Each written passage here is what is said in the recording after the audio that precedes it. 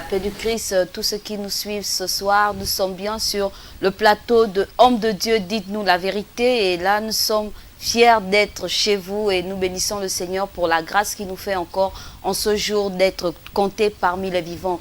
Alors, je ne suis pas seule sur ce plateau, je suis accompagnée de deux hommes de Dieu qui sont venus pour débattre sur ce thème que nous avons choisi par la grâce du Seigneur. Alors, nous allons parler ce soir du fonctionnement d'une église. Nous allons parler du fonctionnement d'une église avec le docteur Jephté et l'évangéliste David. Docteur Jephté, bonsoir. Bonsoir, madame. Comment allez-vous? Oui, par la grâce de Dieu, nous sommes en vie et nous sommes debout. Gloire au Seigneur. Et le culte, comment ça s'est déroulé aujourd'hui? On a eu un culte extraordinaire. Nous n'avons pas communié chez nous. Nous étions chez le docteur, mon ami de tous les jours, lui, Badinga, à Shekina. C'était vraiment formidable, où nous avons été richement bénis avec l'homme de Dieu qui nous est arrivé de la RDC. Donc, le docteur Enoch Mulumba. Ok, que Dieu soit glorifié encore pour ces temps que vous avez passés à Shekina.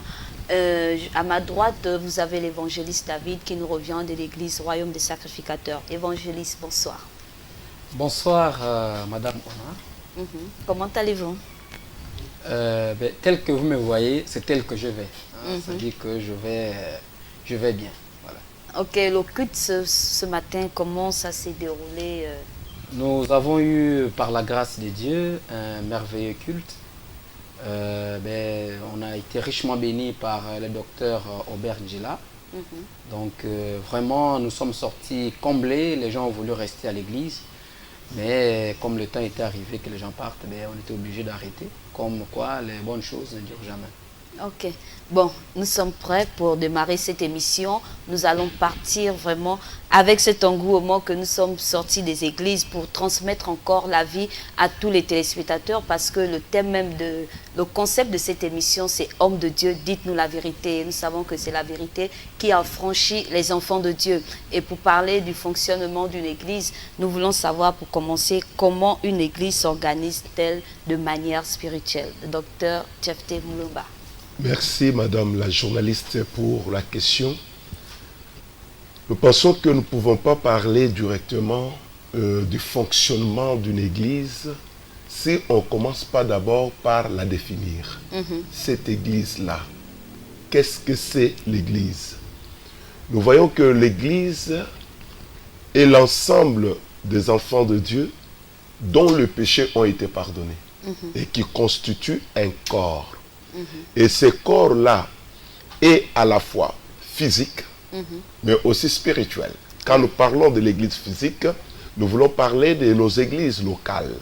Mais en dehors de nos églises locales, il y a aussi un corps, mais qui n'est pas visible.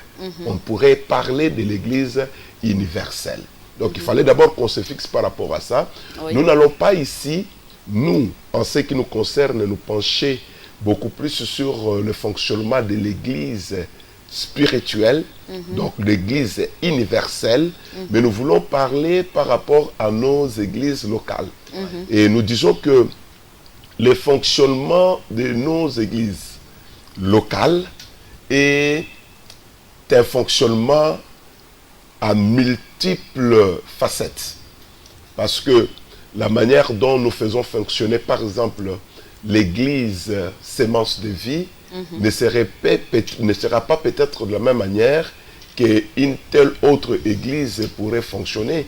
La manière dont nous, les réveillés, nous organisons notre église à l'interne n'est pas la même manière dont les évangéliques, par exemple, ou encore d'autres églises organisent. Donc, ça dépend d'abord de la vision du leader de l'église et des équipes organisationnelles qu'il met en place pour faire fonctionner l'église.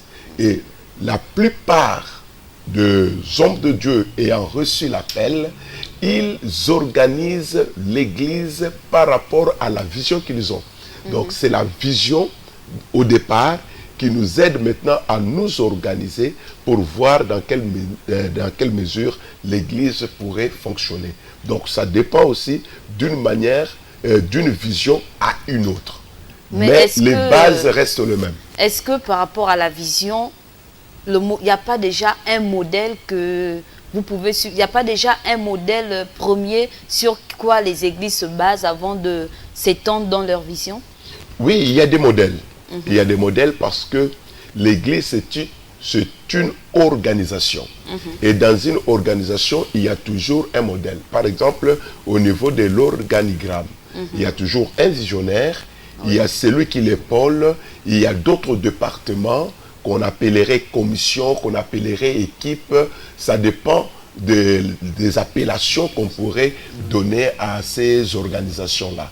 C'est ce qui permet qu'à partir de là, on peut maintenant organiser l'église pour bien la faire fonctionner. Par exemple, en dehors de la tête dirigeante, qu'on appellerait le staff, il y a le pasteur qui collabore avec ses adjoints ou encore avec son équipe. Il y a des responsables des équipes tels que l'évangélisation, tels que suivi des âmes, tels que l'intercession, tels que les hôtesses. Il y a toute une organisation tout autour pour faire bien fonctionner l'église. Bon, nous allons nous retourner aussi vers l'évangéliste pour nous parler de cette église. Peut-être pas commencer comme le docteur l'a fait, il a déjà défini, mais rentrer, moi j'insiste vraiment sur ce côté, avant que nous parlons du côté de l'église locale. Comment l'église naît d'abord de manière spirituelle, comme l'a dit un peu le docteur Djefté, à partir de la vision. Comment l'église naît de manière spirituelle? Bon, merci Madame Ona pour cette question. Et j'apprécie beaucoup et j'ai beaucoup d'admiration pour le docteur qui a bel et bien donné déjà une explication plus ou moins concrète de ce qu'on peut appeler une église. Ce que je tenais ici à signaler par rapport à votre question, c'est vous dire que l'église, selon la façon que nous fonctionnons aujourd'hui, l'église commence à exister après Jésus-Christ. Quand nous rentrons dans la dispensation de l'église, qui est la dispensation de l'église, cela est bien démontré dans le livre des Actes des Apôtres, à partir de l'avènement de Jésus-Christ. Et qu'est-ce que nous remarquons? Nous remarquons que donc, ceux-là qui commencent à fonder l'église, c'est ce que nous avons appelé les apôtres, quand ils ont reçu le Saint-Esprit. Et en ce moment-là, alors, tout est parti donc de l'avènement de la Pentecôte, et Pierre qui avait reçu donc les clés de l'église par Jésus-Christ, alors va prononcer un discours qui va commencer à rassembler un maximum de personnes autour d'eux, autour de 120 qu'ils étaient. Et à partir de cela, donc, ils vont continuer à fonctionner. Il y a eu un peu beaucoup de gens qui ont donné leur vie au Seigneur. Et avec le temps, alors il est arrivé qu'ils se sont rendus compte qu'ils étaient saturés. En même temps, ils servaient à la table, en même temps, ils s'appliquaient à la parole. Et donc, ils se sont rendus compte que les tâches devenaient un peu, les encombraient. Et ils ont demandé que non, il était mieux, comme ce qu'avait conseillé, Jéthro à Moïse. Ils ont donc demandé au peuple qu'il est mieux pour vous de choisir parmi vous des gens qui sont dignes, capables de servir à la table. Comme ça, nous allons tout simplement nous atteler à la parole de Dieu. Donc, vous voyez déjà que en ce moment-là, nous commençons déjà avec comme une organisation embryonnaire de ce qui devait être l'Église. Donc, c'est ce qui fait qu'aujourd'hui, l'Église, de façon spirituelle, est organisée avec des comités du genre, comme l'homme de Dieu venait de le dire. Nous avons par exemple le pasteur, nous avons des pasteurs qui lui suivent, enfin les autres ministres qui lui suivent, qui sont appelés généralement des collaborateurs. Après, vous avez quelquefois des responsables des autres départements. Mais à côté de cette organisation que nous trouvons dans nos églises locales, qui reflètent l'organisation biblique, nous avons aussi une organisation étatique. Et en ce moment-là, cela tient lieu à une organisation qui nous est imposée par le ministère de l'Intérieur. Parce que l'Église est considérée comme une association.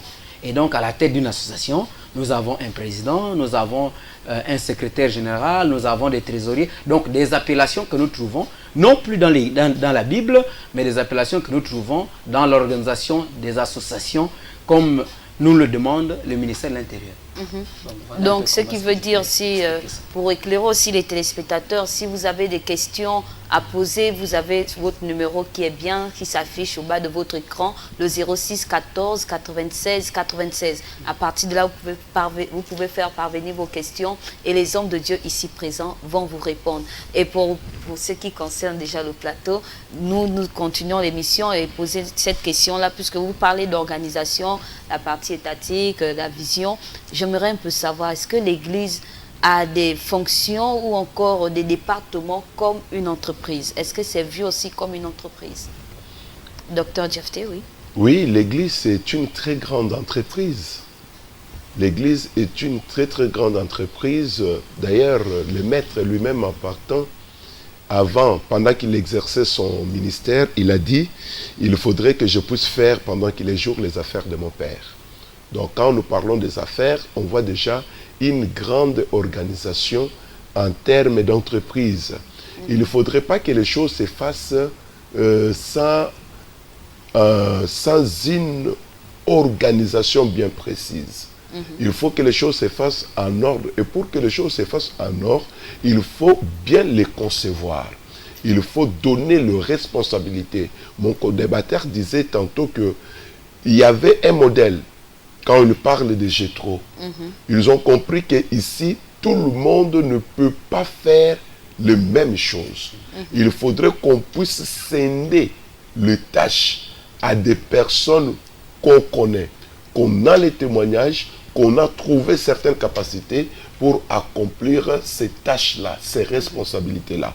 Donc l'Église fonctionne comme une entreprise. Dans une entreprise, on va voir le directeur général, on va voir les gens qui sont à ses côtés pour l'épauler afin d'atteindre le but qu'ils se sont assignés. De la même manière aussi avec l'Église. Notre premier grand but, c'est aller au ciel avec un plus grand nombre de personnes. Mais pour y aller, il faudrait que les gens qui viennent pour écouter la parole de Dieu soient reçus par exemple à la porte par les hôtesses. Il faut bien une hôtesse à la tête qui va diriger d'autres hôtesses. Excusez-moi, est-ce que ces hôtesses aussi sont... bon, comme on parle, vu comme une entreprise, est-ce que ces hôtesses sont recrutées et on a vu aussi leur capacité morale? Est-ce qu'on a étudié tout ça ou le choix se fait comme ça? Si. Vous savez, dans toute bonne organisation, il est question du casting. On ne peut pas prendre n'importe qui pour le mettre n'importe où. On met les gens par rapport à beaucoup de critères. Il y a tout un critérium qui doit être respecté pour que la personne puisse se sentir elle-même à l'aise par rapport aux responsabilités qu'on veut la confier.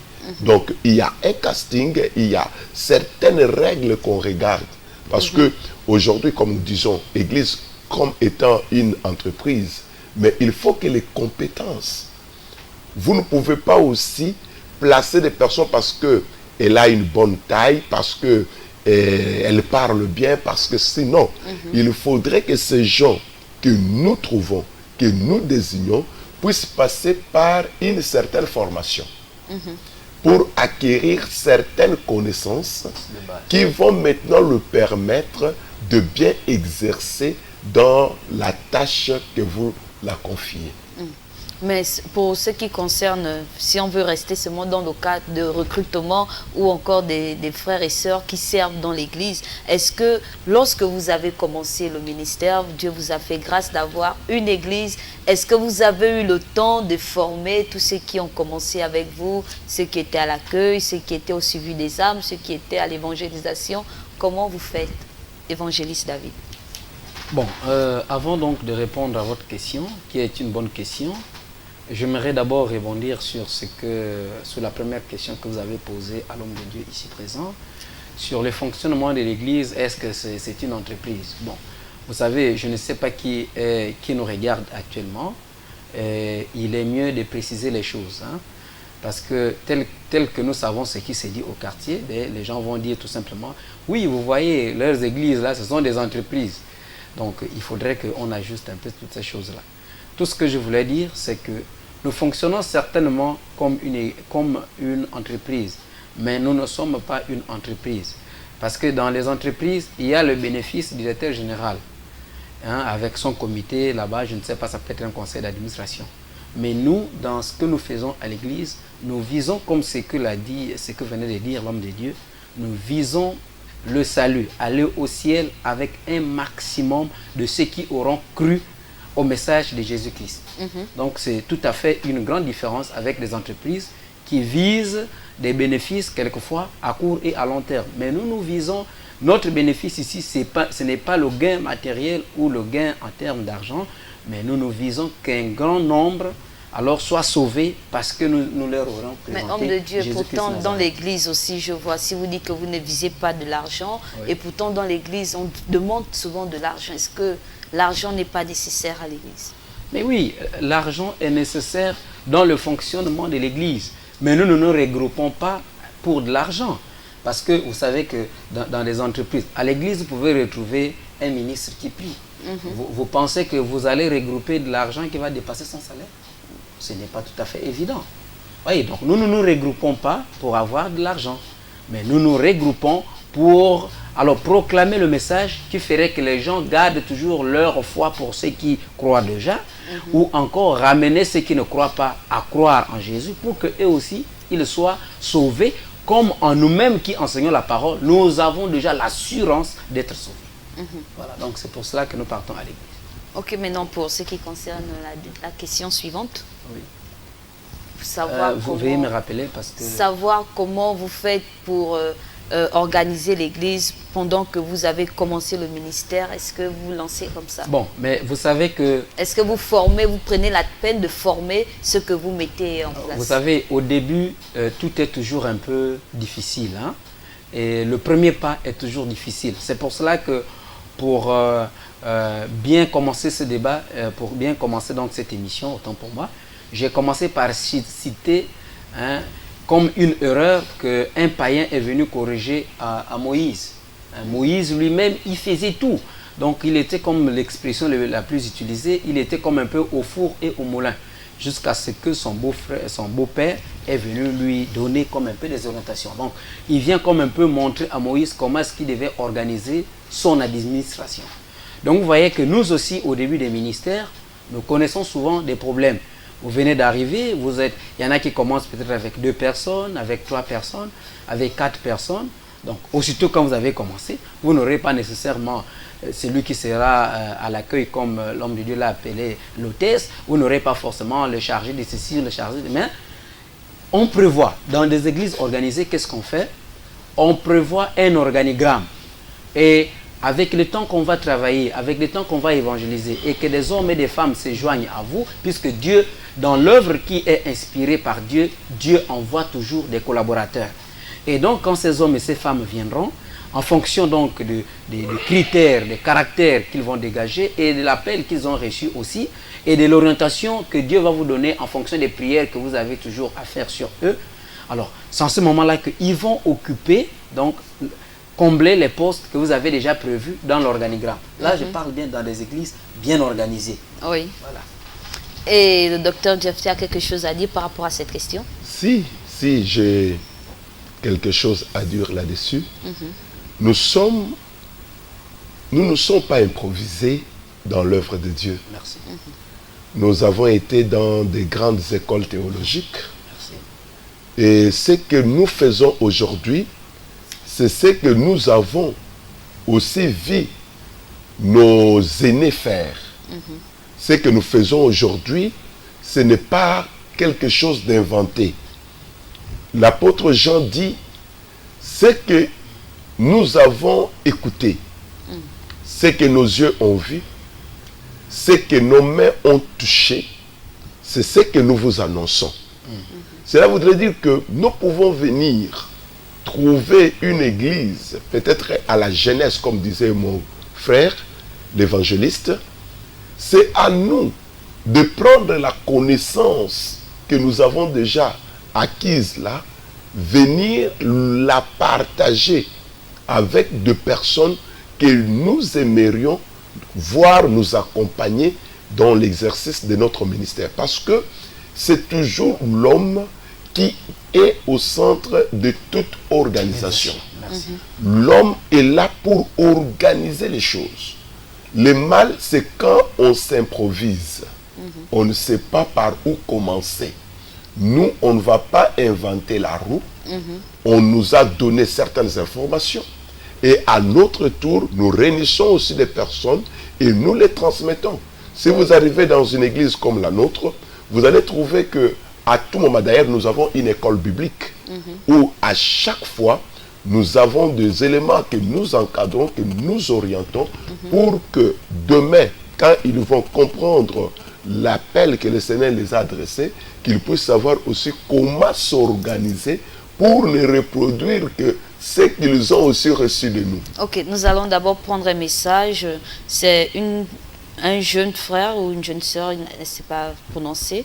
Je suis élève, j'ai gagné mon BPC cette année, mais je cherche comment marcher avec Christ car j'ai tant péché et son retour est très proche. C'est vrai que ça ne cadre pas trop avec, certainement peut-être pour intégrer un comité, je ne sais pas, peut-être pour ajouter. Qu'est-ce que vous pouvez dire à ce jeune frère? Bon, déjà ce qui est bien, c'est qu'il arrive à prendre conscience qu'il a beaucoup péché. C'est déjà un grand pas. Hein, parce que la marche avec le Seigneur, évidemment, commence par cette prise de conscience. Bon, déjà que de lui-même, qu'il réalise que marcher avec Dieu, c'est mieux que de continuer à pécher. C'est déjà une bonne chose. Maintenant, ce que je vais dire aux jeunes frères, à l'adolescent, eh bien, c'est de s'approcher d'une église. Hein, et que de cette église, qu'il donne sa vie au Seigneur en croisant le leader, c'est très important, ou bien celui qui est à la charge de ces brebis-là, qui ne rentre pas dans l'église comme nous voyons ceux qui vont dans les églises, ils y rentrent, ils y sortent, personne ne lui connaît dans l'église. Donc il disparaît, il apparaît, donc on ne lui connaît pas. Et cette façon de marcher, alors ce n'est pas bien, parce que quand vous rentrez dans une église, c'est comme une brebis qui est rentrée dans une bergerie.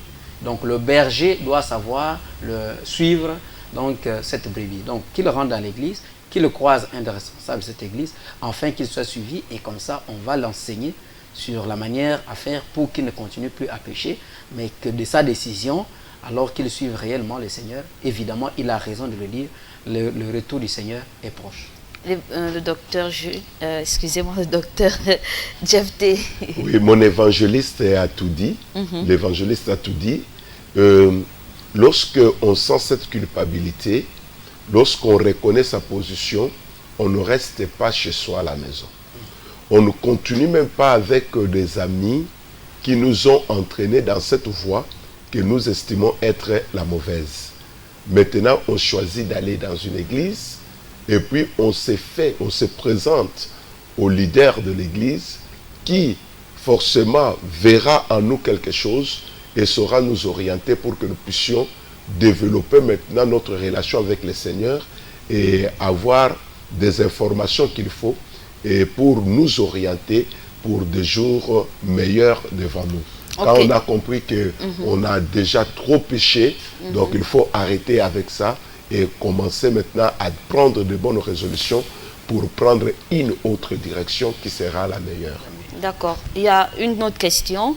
Étant une association, comme l'a si bien dit l'évangéliste David, l'Église peut-elle commencer à fonctionner sur le plan juridique sans être régie par les lois du pays? Une question. Pardon? Ouais, est-ce que l'Église peut commencer à fonctionner sur un plan juridique sans être régie par les lois du pays? Bon, je pense que la question soulève un peu beaucoup de contradictions dans la façon de la présenter. Parce que si on dit elle peut fonctionner sur le plan juridique, si on dit déjà que l'Église doit fonctionner sur le plan juridique, évidemment, c'est parce que nous avons pris acte des lois du pays. Si on dit que l'Église fonctionne sur le plan juridique, ça veut dire que l'Église s'est alignée aux lois et aux réglementations en vigueur dans la nation où elle est implantée.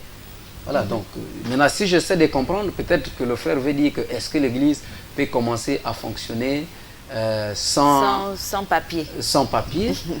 Bon, là encore, en matière de réglementation dans notre nation, c'est vrai qu'il y a des églises, quand on a reçu la vision, ce n'est pas facile. Il faut aussi avouer qu'il y a souvent une lenteur au sein de notre administration.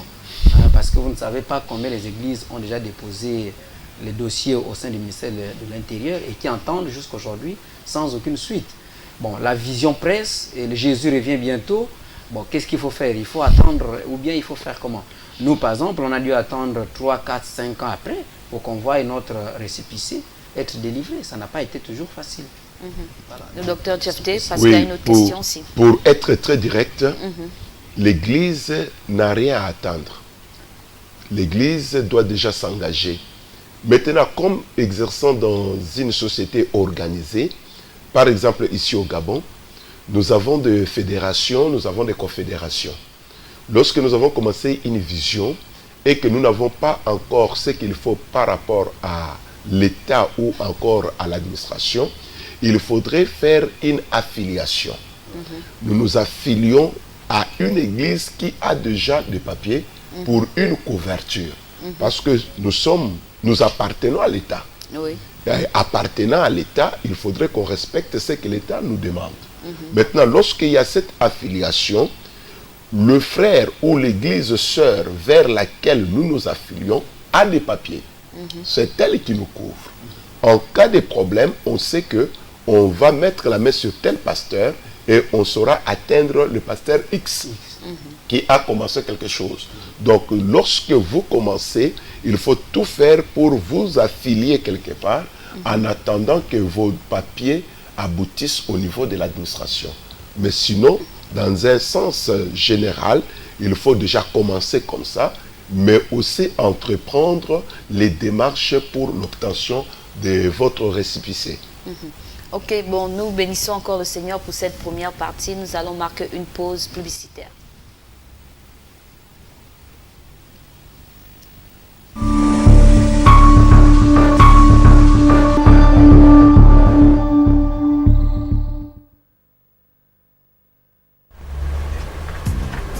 Maman, qu'est-ce que tu regardes?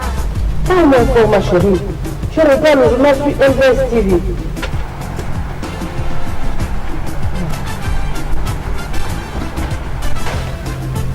Chérie, qu'est-ce qui se passe? Tu m'as l'air fatiguée. J'ai marché toute la ville, j'ai fait le tour, j'ai cherché une agence de voyage. Rien du tout, je n'ai pas trouvé. Comment ça, toi aussi, chérie? Moi, je connais une des meilleures agences. J'irai voyage. J'irai voyage spécialisé dans la vente des billets, la réservation d'hôtels, afin de faire connaître le monde et ses diversités culturelles. En allant en Océanie, en Afrique, en Europe, en Asie et en Amérique. Vous comptez aller à Dubaï? J'irai voyage vous facilite l'accès au visa en 48 heures. Situé à Okala, en face de la station Petro-Gabon. Téléphonez-nous au 01 45 43 62 ou le 05 25 25 81. J'irai voyage, votre agence de référence pour un heureux séjour. Quelle grâce! Je suivrai ton conseil. Demain, j'irai à cette agence, j'irai voyage. C'est l'agence qu'il me faut. Vous êtes sur LVS. Vous êtes opérateur économique, entité religieuse ou particulier. Vous souhaitez faire promouvoir votre produit, votre société, votre environnement ou vos capacités. LVS est la télévision qu'il vous faut pour toutes vos publicités, annonces, messages et communiqués. Le meilleur impact de vos publicités promotionnelles ne peut se faire que chez nous. Pour nous contacter, c'est simple. Composez le 01 77 23 73 le 06 83 00 26. La meilleure publicité promotionnelle, c'est sur LVS. LVS, sauvons nos âmes.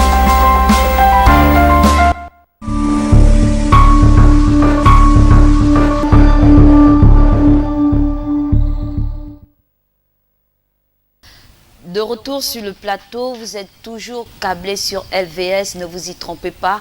Et nous sommes dans le cadre de l'émission Homme de Dieu, dites-nous la vérité. Je ne suis pas seul, comme vous le voyez très bien d'ailleurs. Je suis accompagné de deux hommes de Dieu, de ma gauche, vous avez le docteur Jephté Moulouba qui nous revient de l'église Semence de Vie. Et à ma droite, vous avez l'évangéliste David, notre consultant maison, qui nous revient de l'église Royaume des Sacrificateurs de Christ. Et nous sommes sur ce thème, le fonctionnement d'une église. Nous avons commencé avec le côté spirituel, le côté local, de l'église locale. Et là, nous voulons voir encore, nous voulons aller plus loin. C'est vrai qu'il y a des questions qui neigent aussi. Nous allons répondre aux questions et nous allons aussi avancer un peu dans le déroulement de l'émission. Pour ceux qui ont des numéros, ceux qui ont des téléphones, vous avez un numéro au bas de votre écran qui s'affiche très bien. Vous pouvez envoyer vos messages. Ce sera bien si vous partez directement au thème, vous rentrez dans le thème pour que les hommes de Dieu sortent encore plus de vérité sur ce plateau, afin d'éclairer, parce que certainement nous mourrons dans l'ignorance, mais nous voulons avoir la vérité qui va nous rendre libres et qui va nous affranchir. Pour une question qui est arrivée, nous allons poser cette question aux hommes de Dieu. Certainement, le frère nous suit encore.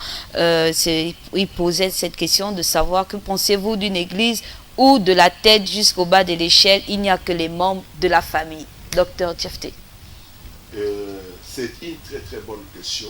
Déjà, aux frères, nous disons que le Dieu de la Bible, c'est le Dieu des familles. Le Dieu de la Bible, c'est le Dieu, lorsqu'il a apparu à Moïse, il a dit, Moïse était même dans des problèmes. Il ne savait pas quoi aller dire à ce peuple-là d'Israël. Et Dieu lui-même l'aide en lui disant, tu leur diras, le Dieu d'Abraham, le Dieu d'Isaac, le Dieu de Jacob, c'est celui-là qui m'envoie vers vous. Oui. C'est comme pour dire que Moïse avait l'information que le Dieu de la Bible était le Dieu des familles. Et même lorsque nous regardons dans l'ancien sacerdoce était composé de qui? D'Aaron, ensemble avec ses fils. Alors si les membres de la famille sont aussi appelés par le Seigneur, nous ne voyons pas l'inconvénience là. Nous donnons un exemple chez nous, dans ma famille, nous sommes 4 garçons. Le premier garçon de ma famille, nous 4, nous sommes serviteurs de Dieu. Nous avons notre aîné qui prêche la parole, je suis le deuxième de ma famille, le troisième prêche la parole, et le 4e prêche la parole, et toutes nos sœurs ont épousé des hommes de Dieu, des pasteurs, des évangélistes, des prophètes. C'est comme pour dire que toute une famille peut venir au Seigneur. Et quand nous lisons dans Actes des Apôtres, les geôliers qui voulaient se donner la mort, après, il a crié, qu'est-ce que je dois faire? Parce que les portes de prison étaient ouvertes. Les apôtres pensaient que l'homme devrait se suicider, mais ils ont compris que l'homme n'était pas prêt à se suicider, mais l'homme voulait le salut. Il leur pose la question, qu'est-ce que je dois faire pour être sauvé? La réponse était, crois au Seigneur Jésus, tu seras sauvé, toi et ta famille. Maintenant, lorsque nous croyons au Seigneur Jésus, il n'y a pas seulement que l'appel au salut. Nous pouvons aussi trouver grâce. Là, nous insistons.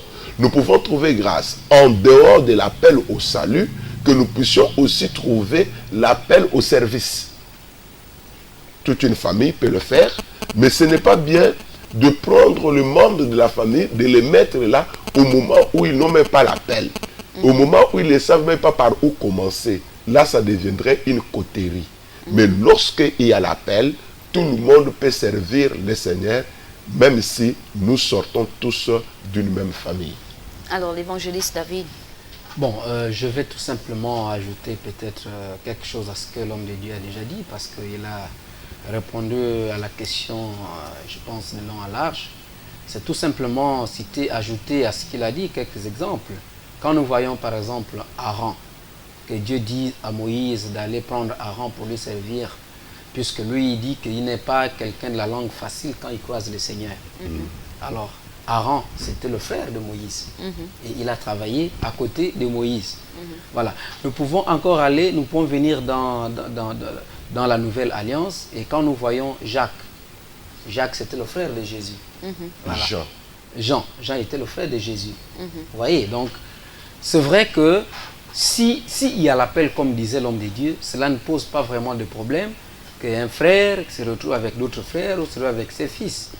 Maintenant, s'ils n'ont pas l'appel, tout cela, ça dépend du leader.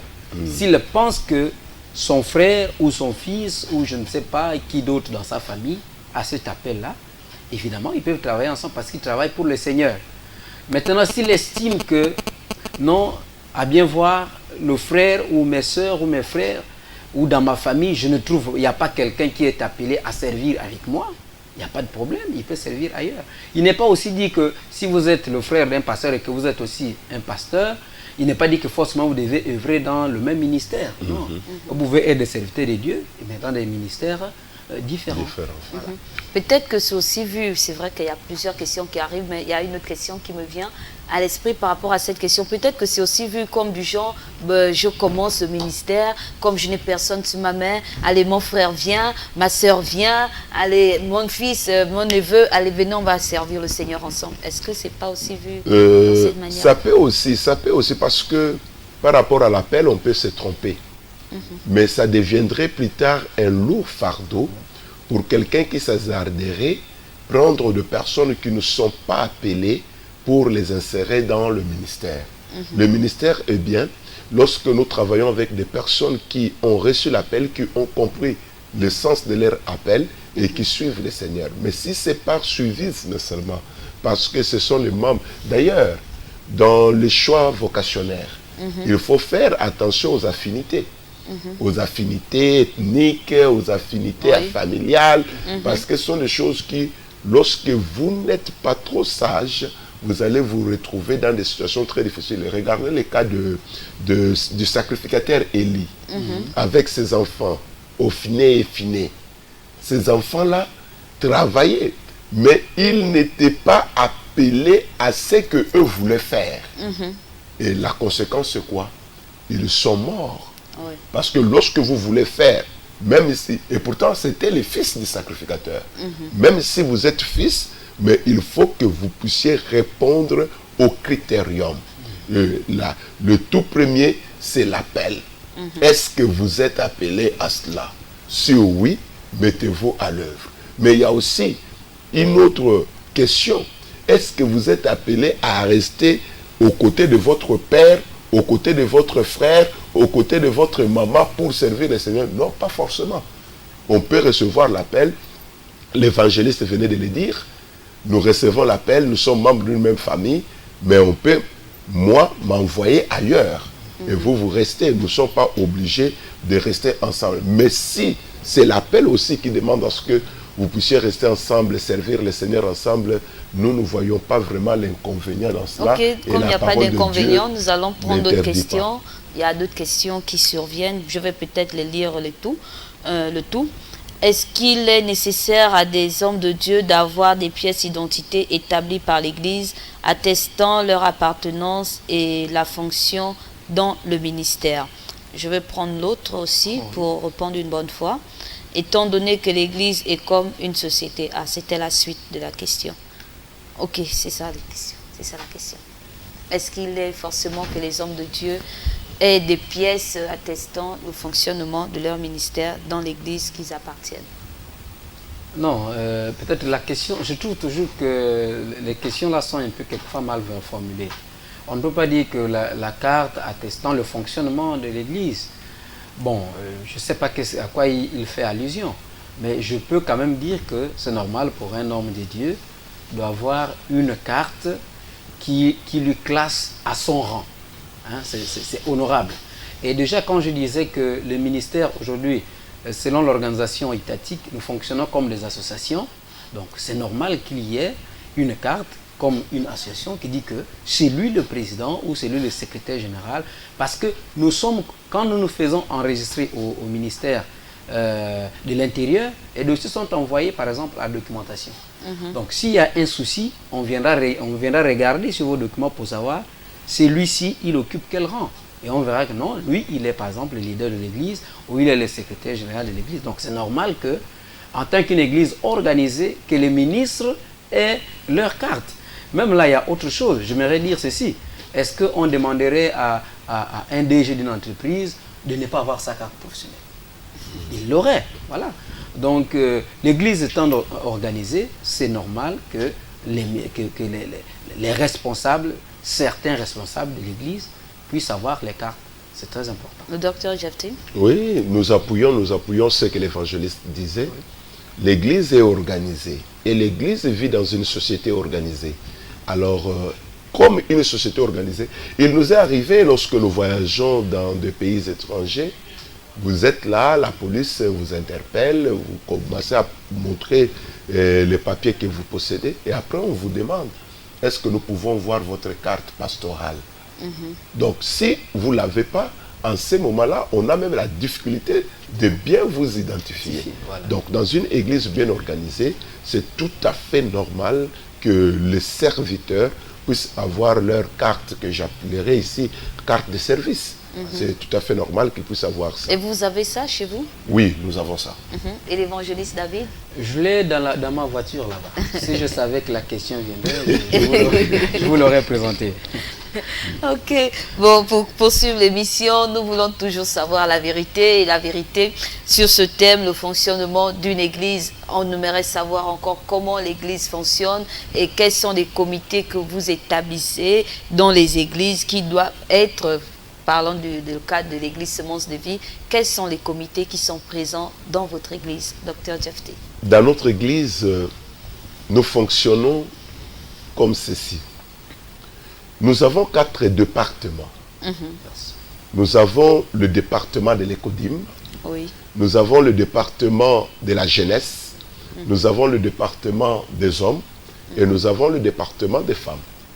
Le département de l'écodyme, nous ne touchons pas trop à ça parce que les enfants ne peuvent pas eux-mêmes prendre des résolutions et faire des choses à leur manière. Il faut toujours un encadrement. Mais là, nous voulons parler beaucoup plus des 3 autres départements. Donc, nous sommes organisés de sorte que le département produise les équipes. C'est-à-dire, à partir de départements, nous avons des équipes telles que l'équipe des gagnants d'âme, telles que la chorale, telles que les hôtesses, la sécurité, sont des équipes qui sortent des départements. C'est-à-dire, Les 3 départements. voir les 3 départements. On peut voir une maman qui est hôtesse. Oui. On peut voir une maman qui est intercesseuse. On peut voir un papa à la sécurité. Donc, nous sommes organisés que les départements puissent produire les équipes. Et nous avons beaucoup d'équipes. Nous avons beaucoup d'équipes pour essayer un peu de responsabiliser tout le monde et d'alléger la direction. Ok. L'évangéliste David? Bon, vous savez, en organisation, c'est comme vous pouvez demander à un pays autre que le Gabon, et là-bas, on vous citera qu'ils ont 20 ministres, d'autres vous diront qu'ils ont 50 ministres, d'autres vous diront qu'ils en ont 10. Nous, par exemple, à l'église Royaume des Sacrificateurs de Christ, nous avons beaucoup de départements. Et si je compte et j'ai bonne mémoire, nous en avons jusqu'à 16. Voilà, donc je peux citer quand même pêle-mêle le département de l'intercession, le département de la louange, de la musique et de la louange, le département de l'évangélisation et des missions. Nous avons le département de l'écodyme, nous avons le département que nous appelons le département du protocole, nous avons le département que nous avons appelé l'action missionnaire pour l'évangélisation des nations. Donc, ça concerne purement l'implantation des églises, peut-être pas seulement dans Libreville ou dans le Gabon, même hors de la nation. Donc, vous voyez, donc nous avons beaucoup de ces départements-là qui fonctionnent de façon dépendante les uns des autres.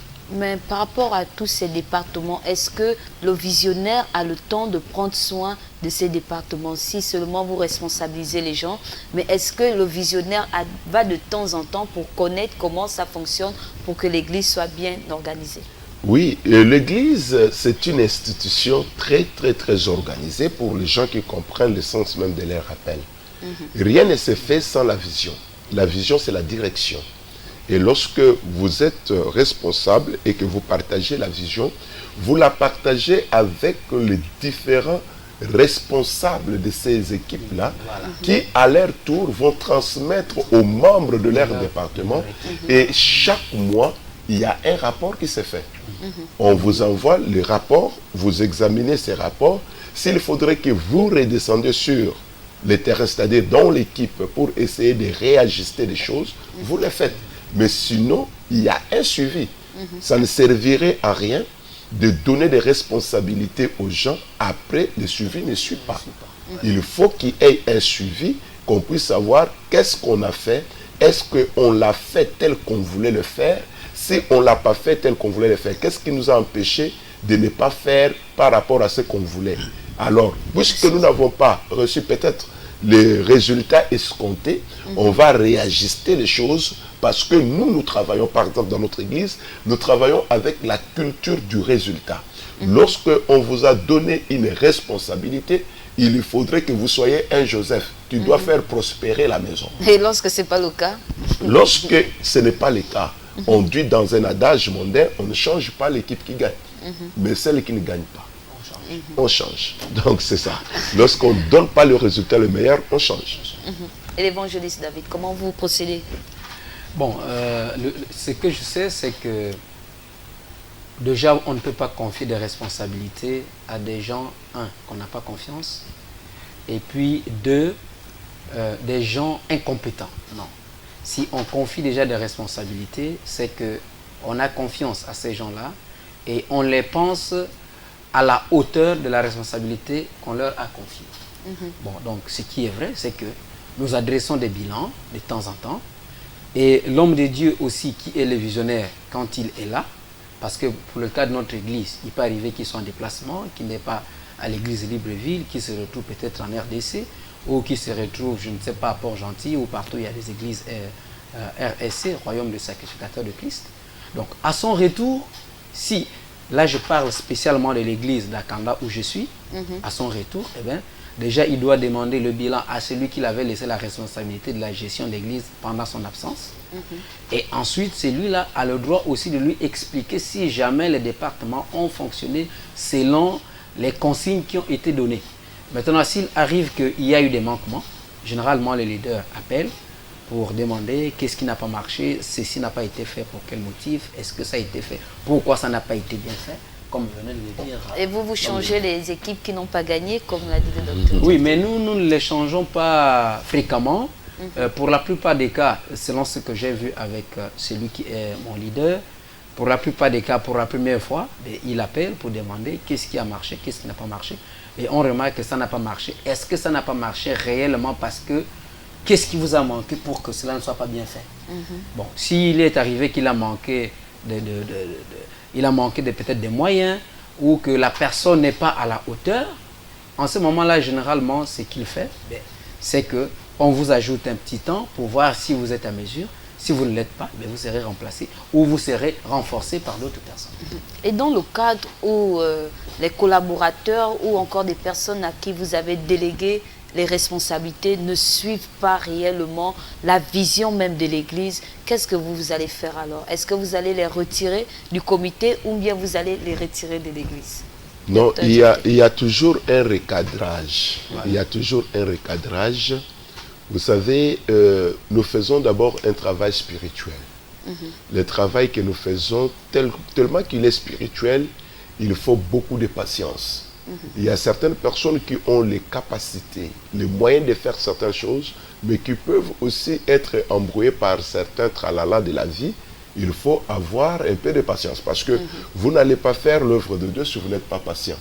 Il faut beaucoup de patience, supporter jusqu'à ce que la personne va comprendre. Parce que, comme disait mon frère, il faudrait d'abord un casting. Dans les castings, on voit les compétences. Est-ce que c'est un courageux? Est-ce que c'est un intellectuel? Est-ce qu'il est... Donc, lorsque nous regardons tous ces paramétrages, nous allons maintenant, tous ces paramètres, autant pour moi, nous allons maintenant voir comment les orienter par rapport à leur capacité, par rapport au potentiel que Dieu a enfui en eux, pour les aider à avancer avec l'œuvre de Dieu. Ce n'est pas quelque chose où nous avons le couteau pour couper parce que ça n'a pas pour... Non, même Jésus a fait son casting, mais cela ne lui avait pas empêché d'avoir quand même un démon dans son équipe. Dans son équipe, il avait un démon. Et quand vous voyez la manière dont Jésus marchait avec ses disciples, à un moment donné, il les a dit, mais jusqu'à quand vous supporterai-je? C'est-à-dire, c'est pour comprendre que il y avait des moments où les rendements ne correspondaient pas aux attentes. Et ça fait un peu mal, mais après, on s'assoit, on vérifie qu'est-ce qu'il faut faire, s'il faut prier, on prie, s'il faut conseiller, on conseille. Alors, s'il faut encore une formation. par rapport à cela, nous aimerions aussi savoir sur ce plateau, est-ce que aussi longtemps que vous allez voir le résultat de l'équipe qui a gagné, ce leader restera toujours dans ce comité? Vous n'allez pas changer pour voir peut-être une nouvelle personne qui vient d'arriver dans l'église, qui a peut-être des aptitudes et des qualités qui pourront répondre à ce poste. Qu'est-ce que vous allez faire par rapport à cela, l'évangéliste David? Bon, déjà ce qui est vrai, c'est qu'on ne change pas pour changer. Hein. Il faudrait que nous retenions ça. Nous ne sommes pas, je ne sais pas, directeurs d'entreprise pour dire, bon, un tel, il est admis à la retraite, même si il était encore compétent, mais tel qu'il doit aller en retraite, bon, il y a quelqu'un d'autre qui doit lui succéder. Non, nous, à l'église, on ne remplace pas pour remplacer. Hein. Si jamais on arrivait à... Chez nous, par exemple, si on arrive à vous remplacer, c'est vrai, il y a le critère de rendement, c'est que vous n'avez pas été peut-être rentable. Maintenant, si vous avez été rentable, c'est que le leader a vu en vous la capacité d'aller produire dans un autre département.